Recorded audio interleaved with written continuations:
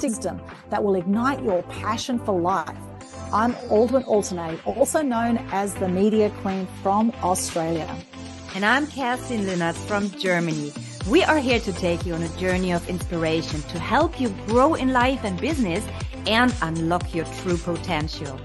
With a combined 70 years of media experience, we share stories, insights, and expert advice that will empower you in all areas of your life. The Media Mavens Show is not just another show. It's a candid look for answers to the big questions in life and a movement towards a better, brighter future. This show transcends borders. We're connecting people and cultures globally. So whether you're watching us online or listening to our podcast, buckle up to be inspired, informed, and ready to conquer the world.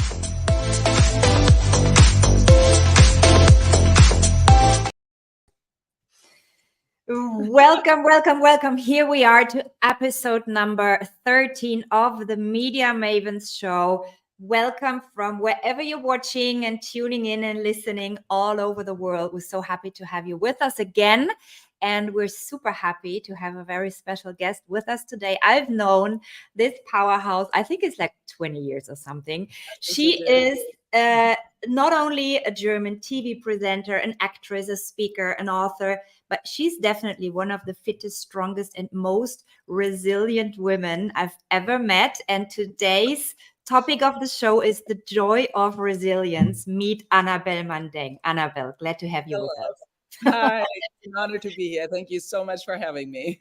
Yes. And like I said, I mean, I've been around you for many, many years, and you are definitely a powerhouse. What you see is what you get in your case. And before we get into your really incredible story, which you recently wrote a book about that we'll tune into later, and you started your own podcast that we'll tune into later. But before we get there, and before we learn about how you became so resilient, surviving accidents, you had a near-death experience, you almost lost an arm in another accident. I mean, it's like a horror movie, literally hearing about all those things, and you came out stronger and radiant as you are. Before we get into all of that, take us back a little bit, and for those people who do not know you yet, maybe our international audience, take us back to the beginnings of your career, which is literally, I calculated, 29 years ago as a Wetterfee. Tell us a little bit about that. 30 years ago, yeah, it's actually 30 years. Yeah. Yes, I'm Annabelle Mandeng, and I live in Berlin in Germany. My father's from Cameroon, and my mom is German, so I'm half African. I'm a light-skinned woman, being 5'11" and a half tall, and an athlete, and an actress with passion, an artist with passion, actually, because I also am a presenter, as Kerstin pointed out, but also a painter and a podcaster and a voiceover actress. So for me, it's actually started young when I was in high school. My mom was an expert abroad. She lived with us, with my brother and myself. My parents divorced when I was very young in Togo, in West Africa. And for 2 years, so I speak French. I was 9 when we moved. We left when I was 11. And then we went to Pakistan also when I was 15. And I stayed till I was 18. That's why I went to an international American high school there, graduated there. That's why I speak English the way I do. So at that school, I had a teacher who was, there's a movie called The Club of the Dead Poets. And he was like that. So instead of reading out Shakespeare, he was standing in front of the class and jumping around and making us actually feel the pieces of William Shakespeare, which was a great experience for me at the age of 15, 16. And that kind of passion kind of jumped over to me. So being experimental about being on stage and how to perform, and also how to transport content in general, like how to appeal to an audience, is something that was a topic for me very early. And yeah, I followed that path. And so when in Germany, the private channels came up, I mean, I was born in 1971, so I'm 53. So when I started with like stage and everything, it was the 1990s. So that's a while back. And in Germany, there were only 3 channels at the time. But then the private TV channels came up and they were looking for hosts. And no one had a clue how to do that. But as I was modeling at the time, They were looking for, pretty faces kind of. So I was invited to these castings. And at the castings, I realized that I don't have any talent concerning being a presenter. But I learned through the castings. And because, they kept on inviting me. And then there was one channel who was like a new channel, because it started actually as a radio channel, and then it became a TV channel. So all the people there didn't have any experience concerning television. So they took me in, and I started as someone who did like quizzes, and I also a little bit of weather girl and stuff. That was in 1995. And then one of the big private channels, RTL, kind of, I went to them and I said, look, I want to proceed with that. And I remember the boss from RTL Nord, where I became then the weather girl, the first Black weather girl in Germany. I was the first Black presenter, German presenter in German television at the time. And I entered his office and he said, you don't know anything, but I believe in your talent. Do something with it. And he kicked me out of his office. I'm like, okay. So that's how I started. So I was like, actually, a reporter on the street. I was like doing whatever, like brewing coffee for the team. So I'm a self-taught person. And and then they put me in front of the camera because they realized maybe there is some talent. And so that's how I started. That's how I started. And parallelly to that, at the high school that I went to in Pakistan, I was also on the theater stage. So at the age of 18, 19, I was discovered for an audition on the streets of Oldenburg in Germany. And I played in a theater piece called Mephisto for a whole season. So it was I was 18, 19 at the time. So starting with as a presenter, I was 23, but starting with theater, I was actually 18, 19.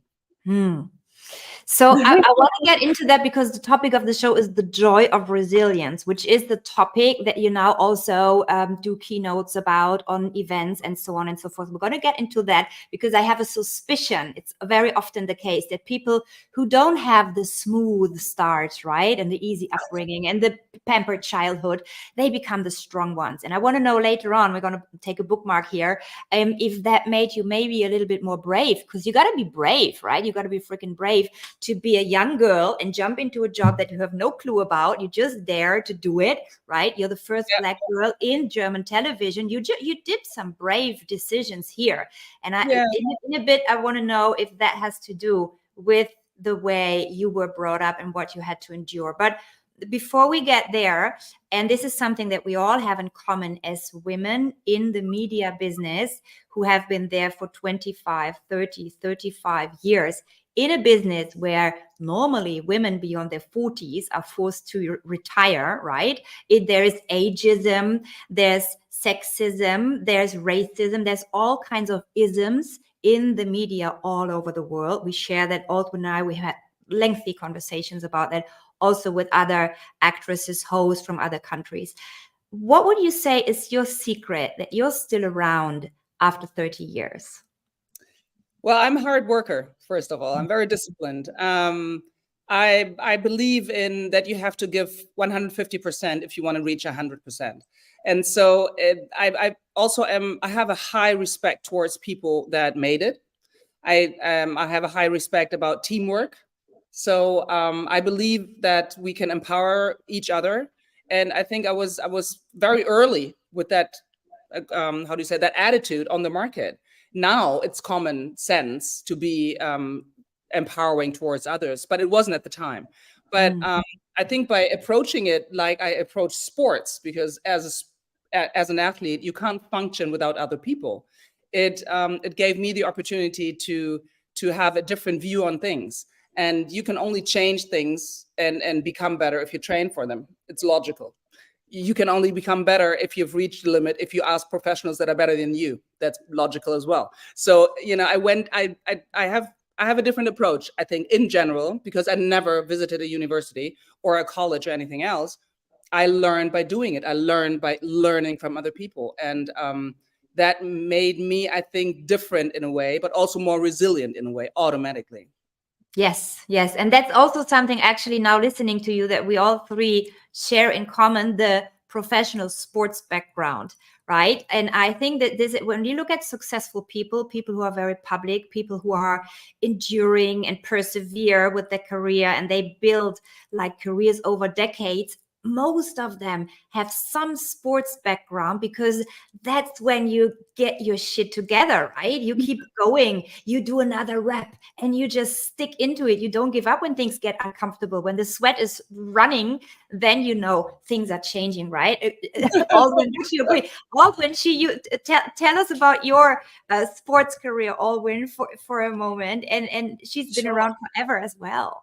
Yes, well, I represented Australia in table tennis back in the day from the age of 13 to 19. So I had a lot of discipline back then, as well as being incredibly rebellious against my family and against the education system. So I kind of went through this really interesting roller coaster period there. However, it did teach me discipline, and it did teach me to take my aggression out on the sport and not on other people, which was really healthy as well. And it's interesting how many entrepreneurs have had a elite sporting background. It's quite extraordinary. And I'm curious, Annabelle, with your your lifestyle TV show, Fit for Fun TV, in the late 1990s, what did that involve? And I'm curious what your current fitness regime looks like. Fit for Fun TV was great for me, because they approached me due to the fact that as a weather girl, I was already including sports. So I was actually, whatever. I was like kayaking while reporting about the weather. I was like horseback riding while reporting about the weather. I was also, trying to do whatever sports I had the access to, and they saw that, and so they invited me. So and then during Fit for Fun TV, I did basically every kind of sports. I did scuba diving, I did high diving, I did. I don't even recall. I mean, everything, skiing, everything. So that was perfect for me. I had a lot of fun. They could rely on me, and so that was how it happened. And today, I've never stopped training. I also have a box sack hanging in my apartment, and I've been training all my life due to my accidents and everything that we'll talk about later also. But I also love it. I love to move, and I do running. I do yoga, like Kerstin, of course. Not as good as Kerstin, but I've been doing it for 25 years. And I'm also a boxer, and I lift weights. I go to the gym, but I also do all kinds of fun sports I love, like mountain climbing and skiing.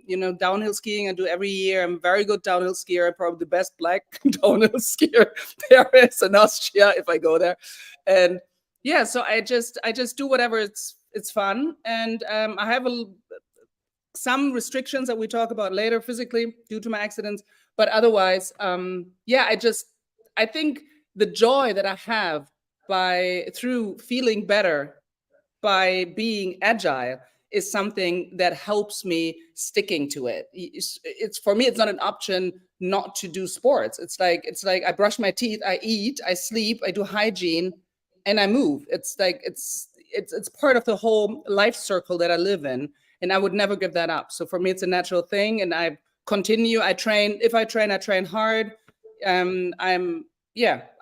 My physique hasn't changed over the past 40 years, but I constantly change my way of training also. So now at the age of 53, I actually train less many times. I only train like 3 to 4 times a week. But if I lift weights, for instance, I have the double weight. I lift weights now with 8 to 12 kilos for, like biceps. I used to have 3 to 4 when I was in my 30s, 40s. So that kind of thing changed. And that's just, and it's actually also good for us women if we do lift weights, if we control our muscles and our strength, because it does something to our whole body systems. And so for me, training was, I started when I was a little kid. When I was 3 years old, I started with sports, and now 50 years later, I'm still doing it. That's great. And it's not only, I mean, we've touched in this show, we used to interview a menopause expert, and she was emphasizing on the importance of, for example, lifting weight for women approaching menopause, going through the menopause. You need to change the art of the way of workout, but lifting weights, because muscles have a different effect on your body than fat or being skinny fat, right? So it's a very good thing to help women through the menopause when they're in their 40s and 50s. It is great that you're so aware. I can tell that you're very aware of your physique, of the way you train. You've been doing this all of your life. And nowadays, it's actually a proven fact that having a physical routine, whatever it is, it can be yoga, it can be lifting weights, it can be golf, it can be fishing, whatever it is, if you consciously, deliberately move your body, it has a direct effect on your mental health as well. Absolutely. Would you say, having been so active all of your life, starting at the age of 3, has helped you through, I mean, you've gone through some, not only accidents, but literally traumatizing events where many other people would have handled it or reacted it in a way of either giving up or turning into addictions, for sure not creating a career and having this fulfilled life like you do. Would you say your physical regimen has something to do with that? I think it does, yeah, because I think it's about what, I think if you're in a situation that is traumatic, I think you should, I'm not a doctor, so I'm just talking about my own experience. So, but I think personally that if you're in a situation that is traumatic, you should pick the thing that you can control. And the thing that you can control mostly is probably your physical condition. It's something that you can do something about at the moment. If you do that, if you go out jogging or running or even just going for a walk and you have the sunshine in your face and you see green leaves, it does something to your physique. It's also scientifically proven against depression, and everything. So if you pick on something that you can control, you start with that, it's going to give you strength to continue with also concerning your mental situation. And that's what I always did. I always had to, also because of my physical conditions, but I also realized all the time that it does something to me mentally. That was very good for me. And so right now, for instance, I've been detoxing for 8 days. I just drink green juices and tea and water. And because I thought, a reset is good. It's the summer now, and I want to, I had a lot of wine and a lot of pasta and stuff in the past months and weeks. So I said, okay, it's time for a detox. So that's something I can control. And I can feel already after a week how good it feels, my skin and everything. And it's like, and sleep and digestion. And so I think most people have the problem that they look at their problems as a huge mountain that they need to climb. But I think if you go baby step after baby step by, as I said, picking on something you can control for the moment, it will give you strength to continue with whatever you want to continue. And going over the physique, most people think it's shallow, but I don't think so. I think it's a good way to take yourself seriously also, because it's the house that your soul lives in. Your body is the house that your soul lives in. And if you take care of that, I mean, you're also vacuuming your apartment. Why shouldn't you take care of your body? It's the same approach. And if you do that, then I think, you will feel more relaxed, you will feel stronger, and then you can approach also other situations better. Yes, absolutely. And it is scientifically proven that somebody who has control over their body by some type of sports, a routine that they do on a regular basis, it gives you control over your body. And this is not about being obsessed with your weight or being vain and wanting to look good. It's about feeling good. I have control. I stick with my routine. I keep the promise to myself that I've made, right? That in terms rubs off on situations. And this is scientifically proven. This is what I give my clients all the time. Once they're in control of their body, they start to be or feel much more in control, and thus be more in control of stress at their job, of stress in their relationships, of having to juggle family and kids and household and business and so on and so forth. This is a fact. This is not just, some esoteric wishy-washy. And that's why, and as you said, our physical body is the first vehicle. It's the most obvious vehicle, and it's actually the easiest to change. If you change your diet and the way you move, after 21 days, you will feel a change. You will see a change. You will have different hormones in your blood. This is all science, right? And it's easy. It's not, it's simple. And it's not easy for everyone, right? It's simple. It's not easy. And that's why, just get help or listen to people like Annabelle, get a coach and get support. So take us through we've talked about your physical regimen, but I want to know, and this is what I mentioned in the beginning, do you have like a deliberate mental routine? Is there something like meditation, or when you get into a stressful situation nowadays? And also, can you consciously remember the moment when you became aware that you have resilience, that something like resilience exists? Did it just happen in some accident, or did you consciously train to get there? How was that? Both. To answer your question, one of the others, I don't have a certain routine. I don't meditate. It's due to my temperament. I try it. It's not for me. But what I do is I do yoga, and I have a studio nearby, and I do yoga. I do 60, 75, 90-minute sessions, and that calms me down. Otherwise, I go running. That is, for me, is the good thing. Music in my ears, and I run. I like to run, especially where it's green, so I can hear that the air smells differently. It's better for the eye. So I have the pleasure that I live next to a park, so I can go running there. That's what I do. If I need to really tune down, I turn off my phone. I read books, because for me, if I dig into a story that is really thrilling, then I can forget everything else, because otherwise my brain is always working. So that's, for me, that's the way to really calm down. What was your second question? Oh, yeah. And then the accident that happened to me at the age of 5 was actually the one that triggered my resilience consciously, because I was run over by a car when I was 6.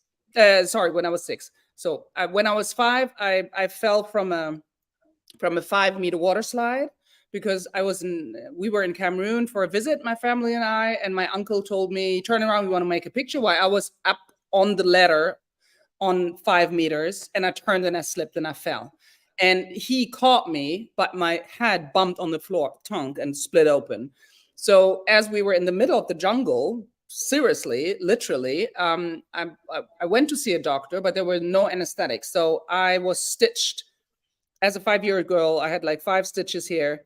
And my mom, she held my feet and she said, if you're brave, you're going to get an ice cream. And that helped, because I never fought back. I thought, I realized consciously, if I fight back now, it's going to take longer, and it's going to take me longer to get the ice cream. So, I was literally, I could split my body. I can do that till today. I can split my body from the pain that happens. I can split my soul. I can watch myself while people cut on, because they had to do that. Again, you see here this huge scar on my arm. So that was a terrible accident when I was 17. So I can consciously do that. When I was run over by a car at the age of 6, I was like pushing my bike. We came from school, second day of school, and a car drove by and hit me, and I fell on my back, and I had the bike across my legs. And people that were watching it were saying that because the car drove on, it would have cut off my legs, or it would have squished my legs, because the bike was like a barrier pressing down on me. What I did, though, I was 6.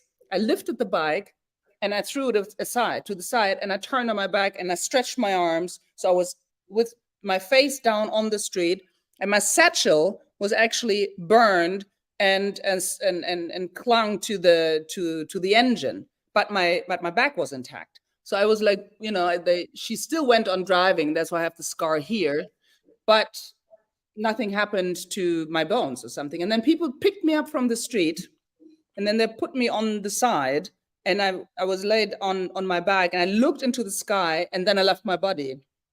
So I was, it was a near-death experience, I guess that's how you call it. And I was like kind of flying above myself, looking down on myself while I was looking up and seeing the people like a dome bending over me.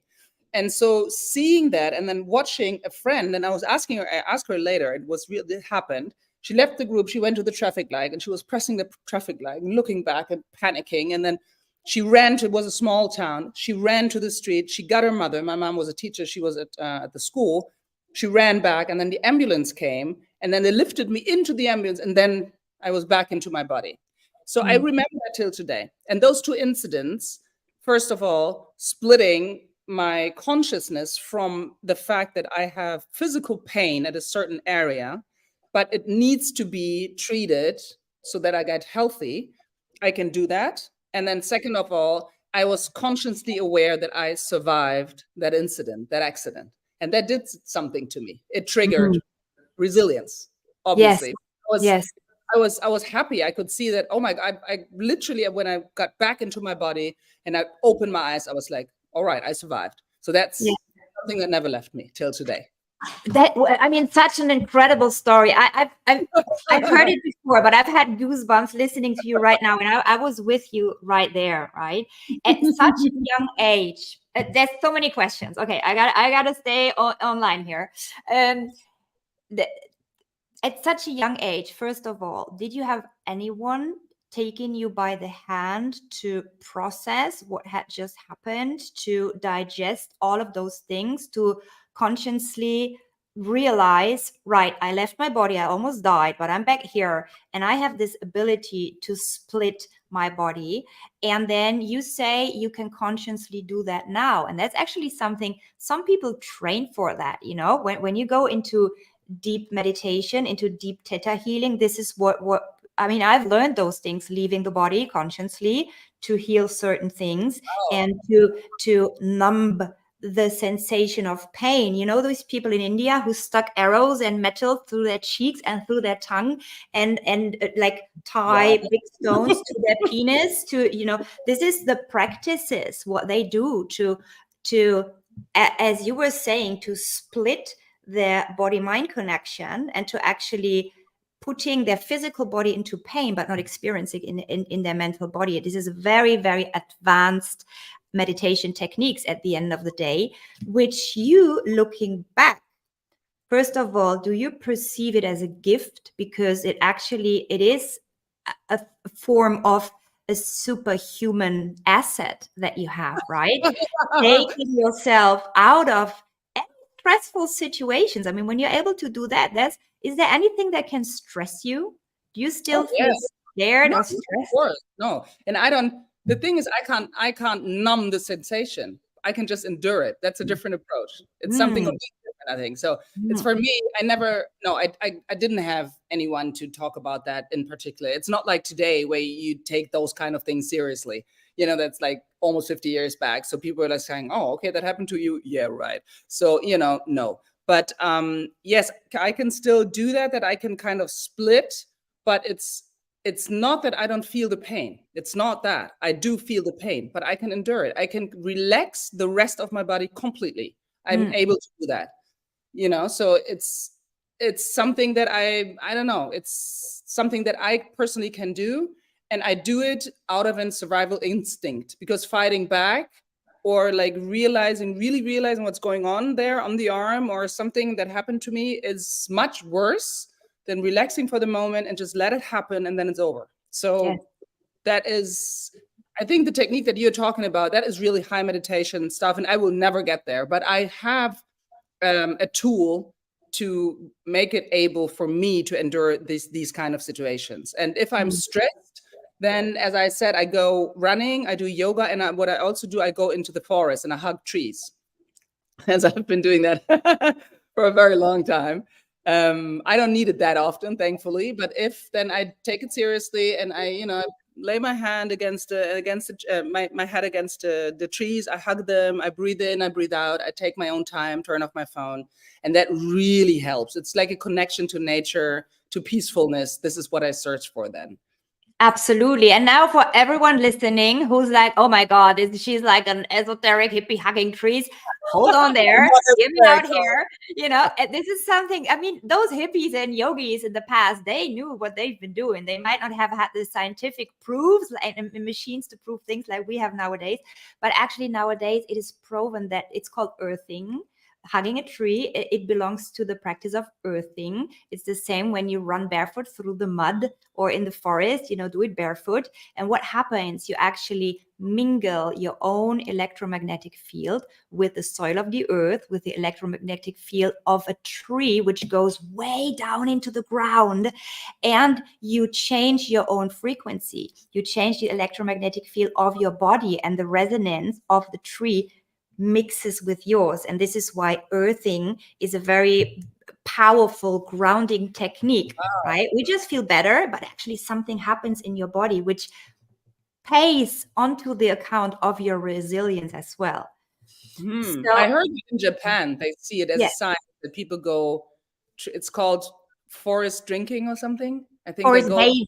Forest bathing. That's it. Yeah. Yes. Yeah. Very powerful. And I want to give some service to our viewers and listeners.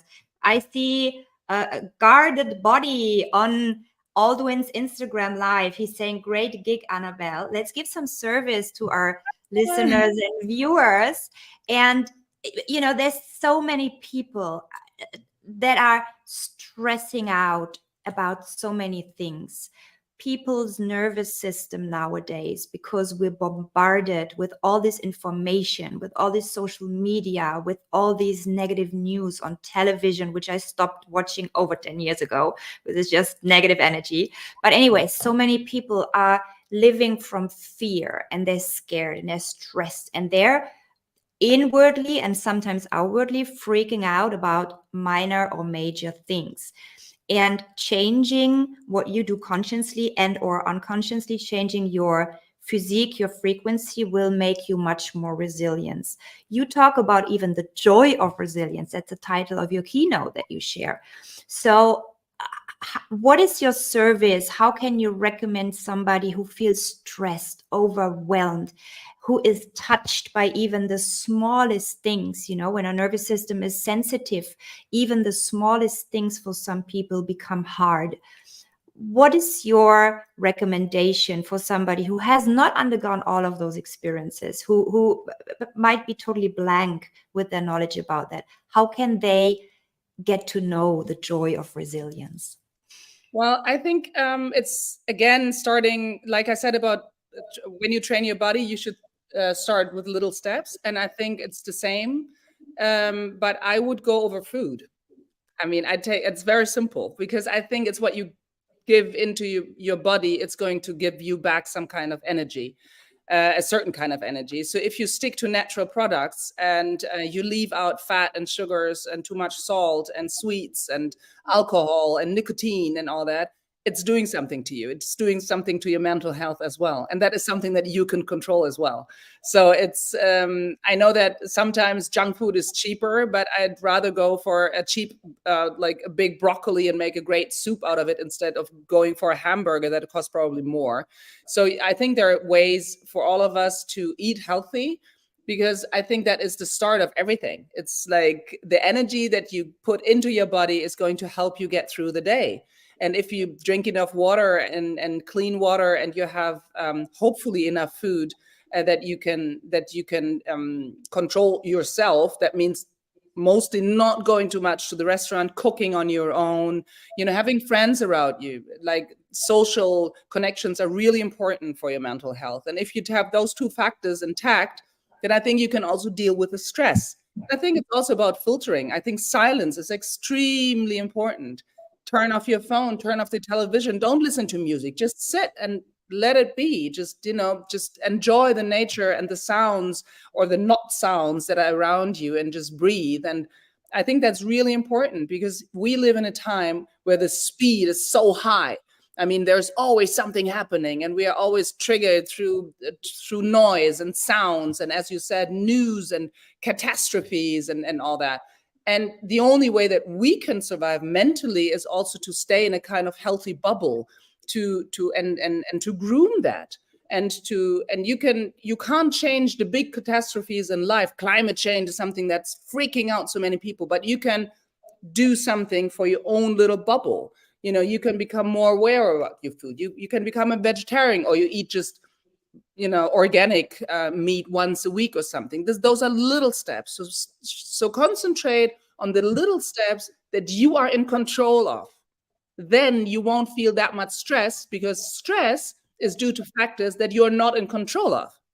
that you can't control. That's why they're stressing you. So try to get more control about things that are right in front of your face. And these are your friends, social connections, your food, energy for your body, and your training, also energy for your body. That is something that you can control. I think you should go there. Yeah. I love that. And I just want to say on that too, you're doing a detox at the moment, you mentioned, with juicing. And is that actually like no food at the moment? Like what's your thoughts about sort of intermittent fasting or juicing? Like, yeah, are you eating at the moment, or are you, what's yes the and no. Well, yes and no. The thing is, I think it also depends on how well your physique is at the moment. I wouldn't recommend to fasting for everyone. I think you need to be healthy and mentally stable to be able to fast. But generally, I think fasting is a good way to like push a reset button for your whole eating behavior, kind of. But for me, it means actually to flood my body with a lot of vitamins and minerals and everything. So I do the opposite. I don't chew on things so that my digestive system is calm and that I have more blood for my brain instead of my digestive system. But I do I have a juicer and everything at home. So I do fresh juices made of fennel and cucumber and spinach and coconut water and avocado, but also like grapefruit juice, fresh pressed and everything. So I have like a huge, like 1.5 liters per day, pure energy that I drink. And then I have water, a lot of water, because it's good for my skin and for my sleep and everything, for my digestive system, and herbal tea. And that's what I do. So I don't starve. I'm not hungry. I might have appetite to eat some pasta, but I'm just not going there. So that's what I do. And I think that everyone can do. Everyone has then enough ingredients and enough vitamins and minerals and everything that your body needs. Because I train also, I also take vegan protein powder. I also take that because I don't want to decrease my muscles. They're well developed and I want it to stay that way. But so the thing is that I start my day with a glass of water. I put apple vinegar in and I drink that, or lemon. Then I start with my first green juice. I do yoga or I train or something, or I do my jobs, whatever I have to do business-wise. And so I continue drinking this bottle of green juice that I prepared in the morning over the day. And in the evening, if I'm kind of hungry, I'm feeling dizzy or something, it depends on your condition, I have a soup. But I don't put salt and all that in. I put herbs. And it's more about really having healthy ingredients throughout the day. And you need to be resistant against, of course, the smells of bakeries and pizzas and everything that is around you. But I think you're able to do it because you don't starve, and it's really yummy. I mean, it tastes really good. You have like a big glass of green juice, which has also pineapple and grapefruit and fennel and cucumber and apple and coconut water, and you put it in your blender, and it's just this huge, nice, green, yummy smoothie. And if you drink that, it just feels so good. So it's an overall program that gives you a good feeling about yourself again. So that's how I do it. There are several books about that topic. People should read. I love that. Because but that's how I do it. Yeah. That's so cool, because a lot of people are eating just crap food, and so they just get hungrier and hungrier with all the fast food because they're not getting the proper vitamins in their body. So we actually don't need to really eat a lot, do we? And having juices is so much easier to absorb in the body. And I love that you hug trees, and it's actually, we were talking about grounding earlier, and it actually, when you do ground, it actually helps get rid of free radicals out of your body, which is extraordinary. The things we don't actually see with our eyes, but you feel so good in nature. And one thing I love doing is getting into the ocean and walking on the beach. It's some of my favorite things to do. And I just feel when I get into the ocean, it's just like I'm rebirthed every time. It's absolutely extraordinary. And we've got it all there, right? It's all nature is all around us, and we've become so removed from all that. And I think when we're talking about resilience here, I think it's so important to get back to nature, to get back to these simple things, to do things, to do things to nurture our soul and our body and our emotions and all those things, and to make time for us so that we can fill our own cup up, right? And I think, as you said, I mean, to go back to nature, I think the most problems are for people that live in the big cities. I mean, it's not the people that live on the countryside. It's, I mean, on the countryside that are connected to nature, which is not automatically the fact, but, they have to have another access to nature, of course. And the cities is a different thing. There you have to search for it. But I think that's why you can always start with food and training, because that is the things that you are in control of, even if you live in a huge city. And then you should take your time, your me time, and go into a forest, like just do it. It's good for you. And but it's the problems that we have, being stressed out and stuff, it's about an overload of stuff that comes from the outside. And those are too many buildings around us. It's about too many sounds. Social media, I call it the anti-social media, actually, because it's, you disconnect with people while being on the phone all the time. So, it's a matter of common sense, I think, at the end of the day. Yeah, and I think this is something that gets taken away through social media, through excessive media consumption. I mean, we're all media women, so we provide the media, but I like how Aldwyn always puts it, you can either be the media or consume the media, and you want to be deliberate with what type of media you consume. There's so much beautiful, joyful, educational stuff online, right? Or you can watch crap. I mean, you can watch horror movies and feel horrible afterwards and have a bad I love horror movies. They relax me. Really? Really? I mean, there's certain kind of horror movies. Certain kind of movies. Oh, I can't do it. Really, I can't do it. It freaks me out. I love vampire movies and I love horror movies. Seriously, my husband always says that you watch alone, and I love it. I love it in the afternoon to watch a horror movie to calm down. So you train your resilience even more. Get through that right now. What I liked how you were pointing that a green smoothie can be yummy. It is fun to move your body, right? It does not have to be much more expensive to live healthy, because if you go to a fast food chain, I'm not going to name all of them. We all know what we're talking about when we have the burgers in mind, the two big evil ones, right? I mean, I do it once or twice per year because my daughter loves the colorful stuff, and you don't want to retreat her from everything, because then it can turn into the other excessive, way to overeat from it. But the point here is there is so many excuses that people create in their mind to not eat healthy. It's too expensive. It takes too much time. It doesn't. I can't move my body. I don't have the time. I'm not flexible enough.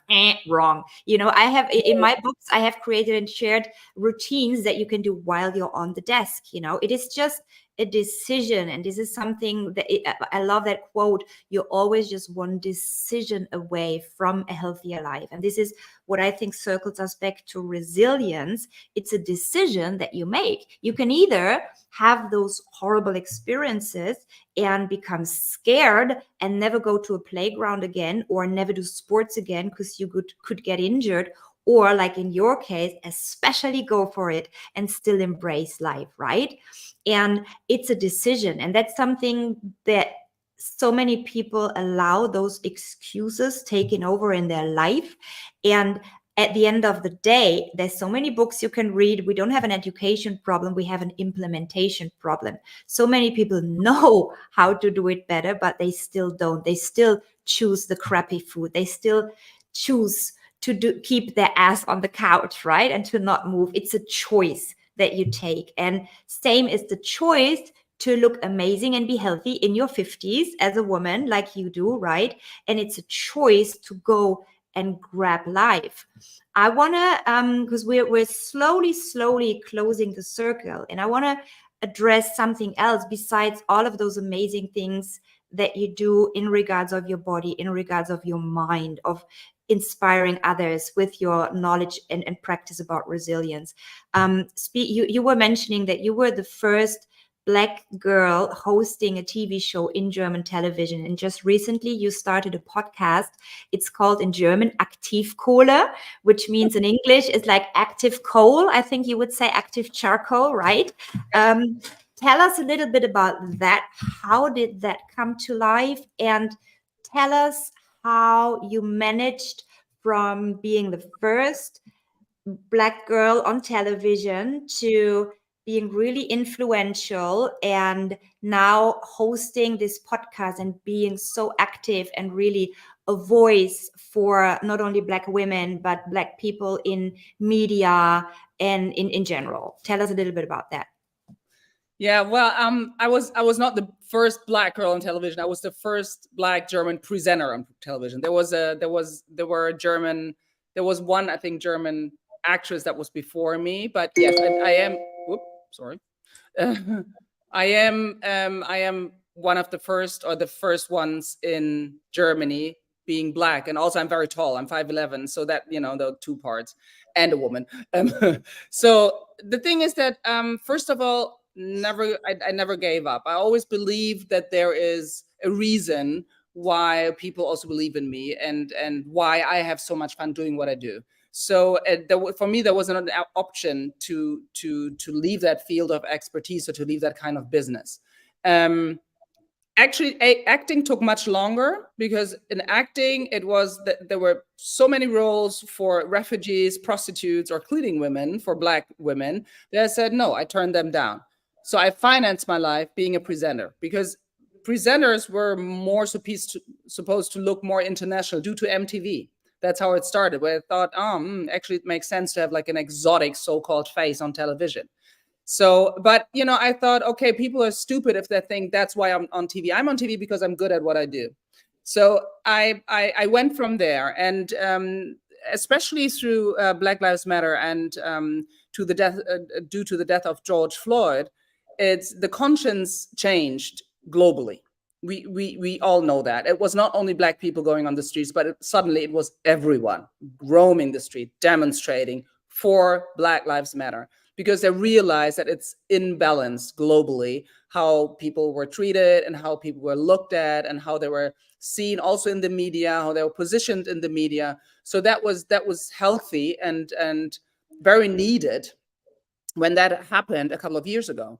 So that's also when I published my book, Detours Are Also Ways, are also Roots, because I was also talking about the resilience, and that even I take detours in my life, actually my aim is very straight. It takes a bit longer instead of going to university, but it's always, I know what I want to do. I know where I am for. And I think due to that energy, other people also realized that, they can rely on me, and they also listen to me maybe. So I was kind of a role model, so-called, for the younger people, for the next generation coming now, people that recognize me from TV, because they watched me doing Fit for Fun TV when they were like 10 years old or 8 years old or something. And I'm still there. So I'm very resilient just by being still in the media. That's very resilient, because other people said, no, I'm not going to go there anymore. I'm going to become a yoga teacher. I'm going to do other stuff, whatever. No, I'm still there, and I'm still continuing. But I realized also that due to the Black Lives Matter movement, and due to all the change that takes place in our society, like concerning language, concerning, how do we talk to each other? How do we approach each other? How do we ask questions? What kind of words shouldn't we say anymore, and why? And people became very conscious in a way that was good in a way, but also very depressing in a way, because you realize that there's so much fun lacking all of a sudden.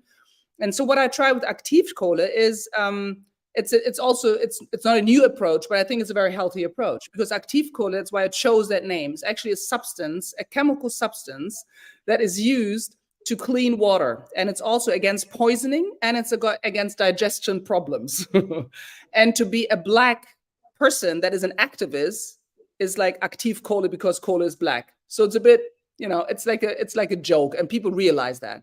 But what I do in Aktivkohle, in my podcast, I invite people from the Black German community to talk about their successes and not about their racist experiences, because we all have them. That's clear. But we should talk more about the positive energy that is taking place right now. how the communities evolve and how we empower ourselves and how good we are also for the rest of the German society. Because due to us, and of course, all the other diverse communities that are out there, Germany is what it is. It's like, it makes it as so interesting and so fun and so resilient due to the fact that it's a diverse society. So that's what I point out doing that podcast. And it's great fun because it's live with an audience, always in Berlin. I recorded live with an audience, and the audience is completely mixed. I mean, there are elderly white people, and there are the young white people, and there are Black people and Asians and everything. And so they realize that we are all in this together. And so that's why I came up with it. And that's why I also think, because of not being too radical, I am radical in my mind, sort of, because I think it's stupid if people don't realize that we are all equal. It makes me impatient that we still need to discuss that fact. Being different ethnicities or religions or genders, we are 51% of the population worldwide, us women, and there is still a pay gap, for instance. It's stupid. And this kind of things, of course, I'm impatient and it's getting on my nerves, but I try to give an approach that people like to listen, because you can only have a discussion, be it in your own relationship or out there, if the people want to listen to you. If you just punch them in the face, nothing is going to change. So that's what I do. That's what I do with Aktivkohle. That's what I do with my other projects, and that's how I try to do things a little bit better for everyone. Love that. Yeah. Love the approach. And you're so right. And I think this is a beautiful statement to sum up, right? You're right. And looking at things in the positive way, sharing your wins, sharing your successes. How did I overcome that? Rather than going into the victim mentality, right? Oh, poor me. I've been bullied when I was young. We all have in some ways, right? And I love how you say, with some people it's their background, with some people it's their skin color, with some people I hear it in my clients, just for being a girl, they've been bullied, they've been talked down, they've been told you're not worth as much as your brothers, you don't get paid as much as your brothers. Even high-ranking CEOs have that in them, right? There's so many aspects of being different, but what you did, grabbing the bulls by the horn and saying, it doesn't matter what happened to me, I got run over, I got run over, I'm still going to embrace life, I'm still going to go full on and do extreme sports, right? And I love that positive approach. And I think that this is something that no matter who's listening, if a man or a woman, and what their background is, which country they're listening from, being different per se is nothing negative. And this can sum up everything. It doesn't matter, right? At the end of the day, we're all divine souls having a human experience. No, absolutely. I mean, there are people that have, you say, of course, your clients have kind of experiences. We still need to understand that, the history of Black people is a completely different history. I mean, that's worse, especially if you're like a Black woman, if you're dark skinned. I'm light skinned, I used to work as a model. I'm even I'm on the catwalk tonight. So it's like, it also has to do with looks sometimes. But if you're a dark skinned, small woman, short woman, I mean, this is hell. It can be hell. So I'm just to make that clear. But I think, as you said, it doesn't matter what gender, it doesn't matter where you come from. I think if you give in to what the negative things that happen to you, you might end up being cynical. And being cynical, I think, is the worst price, because it's the price that you only pay. You're the only one that pays it.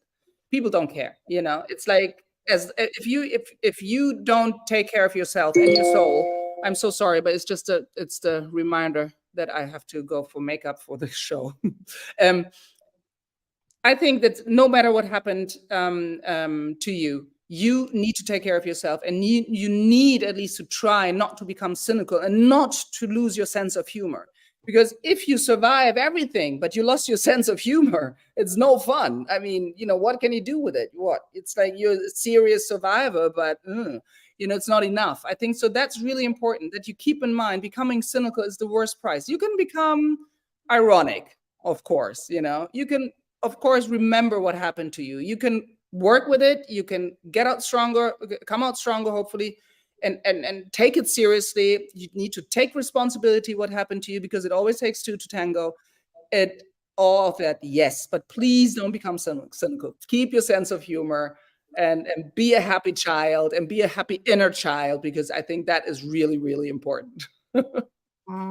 Fantastic. I'm loving this conversation. I have a question around, you've appeared on stage and or interviewed some phenomenal people like Morgan Freeman, John Travolta, Liam Neeson, Keanu Reeves, extraordinary lineup there. My question is around, what have you noticed around resilience with the celebrities you've met, and what has the journey been like in the media as a female in the media, which we know that, you know, as you get older in the media, generally for females, they tend to get put aside. So what is that?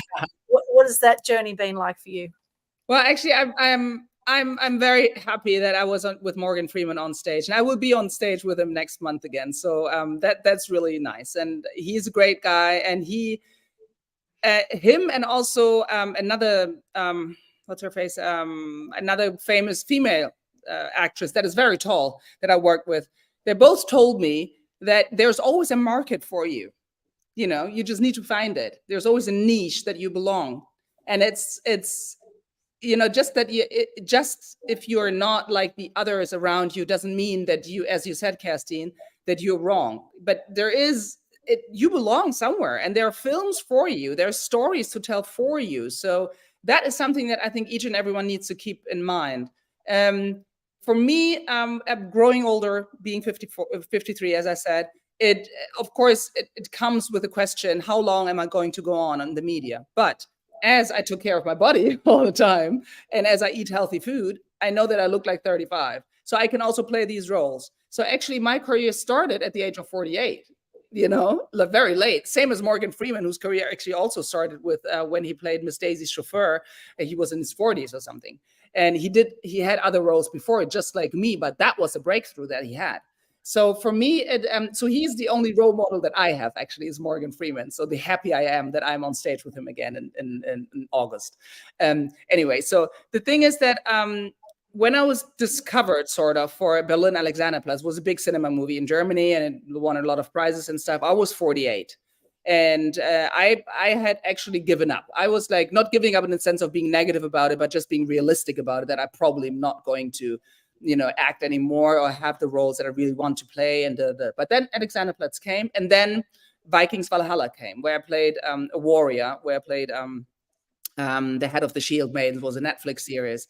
And then from then on, now my career is picking up. And so I play in international and national movies and series. And now My Lady Jane just aired on Amazon Prime, where I played like a fighting nun. It's a really fun role. So I do my own action scenes. I do my own stunts. It's due to my training. It's due to my discipline. And it's something that I embrace, of course, and I respect it, that there are a lot of dozens of hundreds and thousands probably of other actresses that could play my part. But still, I also know that I'm special in a way. You know, I'm me. And so there is a niche out there for me. And if I have people around me that believe in me, like my management does, like my acting agencies do, then yes, I'm going to continue. And I think, but I still, you know, try to have an open door open mind for other things. That's why I did the Active Kohle podcast. That's why I'm also working on another project that's going to probably launch next year. And so I'm not relying only on one business, but I'm always, like Kerstin, like you do, also always, you know, spreading my wings and looking around what else is going on. You want to put the chair on 4 legs, like we always say. If you put your chair on 4 legs, even if one breaks, it's still going to stand on 3, right? True. And beautiful. We got the clock in mind. You are featuring a runway as a model of 53. I love that. It's Berlin Fashion Week at the moment. I might see you tomorrow. I'm going to join some events tomorrow today no Okay. time, so we don't want to keep you here for too long. You need to go into the makeup room. We could go on forever. I still have a few questions parked in my head, so we might want to invite you again in the future. Yes, please. I thank you so much for having, been our guest. It's been a beautiful conversation. I think it's been highly inspiring for all your viewers and listeners. Aldwyn, let's share all the links where people can connect with Annabelle. And Annabelle, you tell us all the projects that are coming up that you still want to share with our viewers and listeners. Oh, yeah. Well, I hope that those that speak German, that they will, how do you say, abonnieren? Subscribe. That they will subscribe for Aktivkohle, my podcast. It's on all platforms. And well, what's coming up is, as I said, Morgan Freeman and I am going to be on stage end of August. I'm going to open the International AIDS Conference in Munich.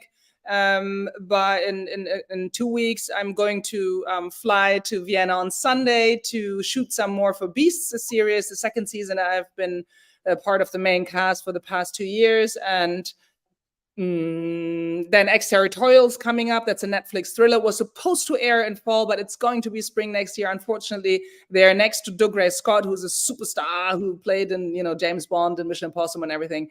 And with Jeanne Gorceau being the main actress. And so it's, there's a lot going on. I'm happy that I have great business going on as a presenter, as an actress, and also as a podcaster. And then my first solo exhibition as a painter is coming up. This is one of my abstract paintings. Yeah, show us the painting in the background. It looks like this psychedelic halo that you have over you. I love it. 3 meters times 2 meters. So it's huge. But I'm not doing abstract at the moment. I'm doing Black women. I'm doing Black female pioneers that I'm portraying. And for that, I'm part of a group exhibition right now in Berlin, but I'm also having my own solo show in March next year. So it's actually me being an artist, like about expressing things. That's what I do for a living. And that's what's happening in the near future and in the far future as well. And you're inspiring others, as you have been in the past hour here, and all of those things. So everyone who wants to see these movies and series that you're starring in, all of those are featured on your website, right? Which is AnnabelleMandeng.com. Yeah. Yes, because I want to see that fighting nun. You got me there. Yes. So I just watched it 2 days ago. It's really funny. It's really amazing. Do you share where all of those movies and series are streaming on your website? Can I find the right link? I share it on the website, yes, and also my Instagram profile. And Great. You can find Love it. And have you got a quote you'd like to share with us today, Annabelle? Yes. Giving up is not an option. Love it. That's my life attitude. Love that. And I hope all our listeners and viewers write that down, get it tattooed on their forehead. In their mind is okay. In your mind, that's what I meant. Write it on your mirror with lipstick or whatever. And yes, giving up is not an option, but giving into this beautiful life and enjoying the ride and ride the waves. I want to add that as my download quote that I just came up with. It's beautiful. Love that. Okay. Ladies, I gotta go. I gotta to get my hair made for the show. Thanks a lot. It was lovely having you. Thank you for joining us, Annabelle. We'll just stay on a little bit longer and wrap up. So have a great night. Enjoy the catwalk. Thanks. Thank you. Bye. Thanks a lot. See you. Oh, she was amazing. Annabelle Mandeng. What an amazing lady. Wow. Yes. I mean, what a life, right? And I love how, as I said, I've been around her for 20 years, that we met when we were quite young, quite freshies in the business. And I've heard about all of her incidents and accidents in depth, and I saw the tattoos she got on her back when she's got those big angel wings on her back, covering her scars, and it's amazing. I mean, it's really admirable, I think, when not only as a woman but as a human being you overcome those obstacles and traumas and you come out stronger. And I think people like her are a living proof, really, that no matter what you get given in life, I love that saying. It might sound cheesy, but when you get given lemons, you can make lemonade from it. And people like her are a radiant example for that, that there's nothing horrible enough to stop you from creating an amazing life, isn't it?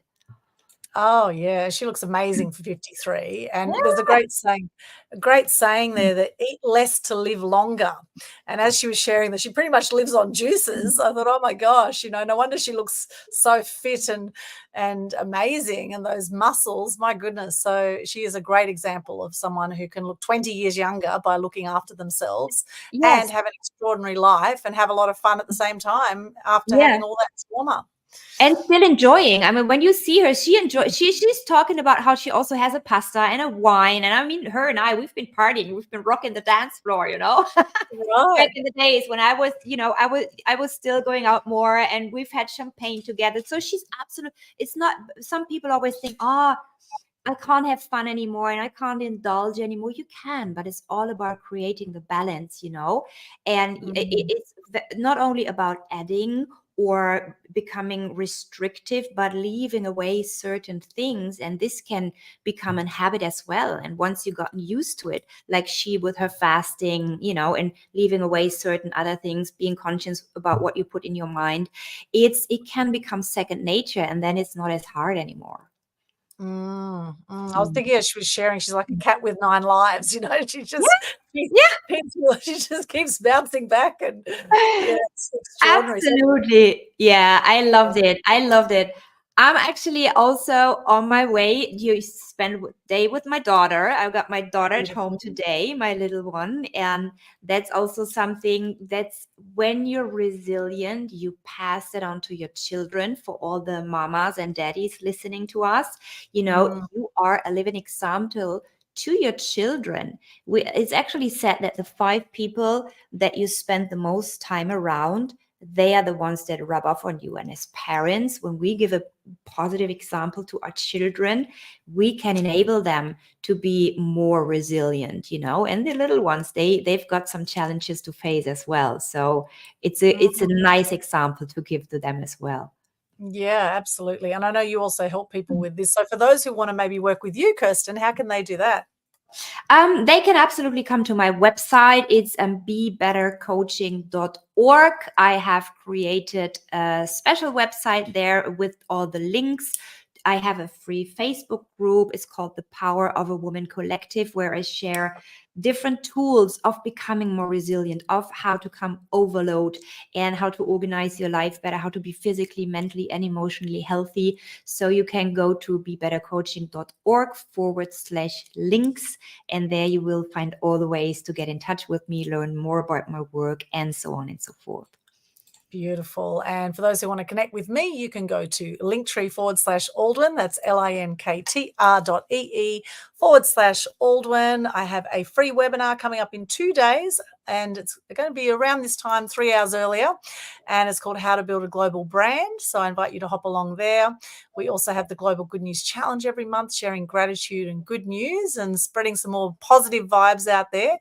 And you can find all the details on the Global Good News Challenge Facebook page. And I have a mass media mastery program too, where I work closely with people to get their message out to the masses. So reach out and connect if you would like any support with that. And I want to thank all of our amazing people who've joined us live today. We've had Jake Silverstein and John Lazaro on Instagram. We've got Holy Basil Music. We've got Joel Anampum, Guarded Body, says, good on you, mate.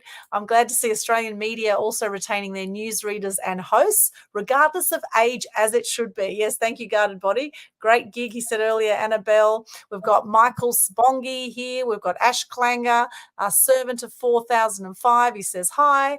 And he's from Pakistan, Servant 4005, Osis, and we've got Mehra Yoga, one of our beautiful previous guests joined us there. And for those on Facebook, on YouTube, on Twitch, on X, on LinkedIn. Thank you so much for joining us. Let us know what you've got out of this conversation today. We'd love to hear from you. Share the love as well. And I do want to leave a quote with you today as well, which is a Martin Luther King Jr. quote. And it's, if you can't fly, then run. If you can't run, then walk. If you can't walk, then crawl. But whatever you do, you have to keep moving forward. I love that. Yes, I love it. Love it so much. Yes, that's a really, really good one. Just don't stop. Even baby steps will get you closer to your goal. Love Absolutely. it. Yeah. Thank you so much, my wonderful soul. It was a pleasure spending time with you again. Thank you again to Annabelle, who's getting ready for the catwalk right now. Thank you to all our beautiful listeners and viewers. Share the show. Send the link to somebody who you know who might be happy about some more health and wealth and wisdom in their life. We thank you for bringing this show more forward, and we're looking forward to next month, where we're coming again into your living room and onto your ears and eyes with another amazing guest. Yes, looking forward to that. So our season 2 of Media Mavens Show is going to be the first Tuesday of every month around this time, okay, wherever you are in the world. So we look forward to seeing you there. Thank you, Kerstin. Have a beautiful day with your gorgeous angel there, and we'll see you then. Look forward to it. Thank you so much. See you then. See you later. Bye.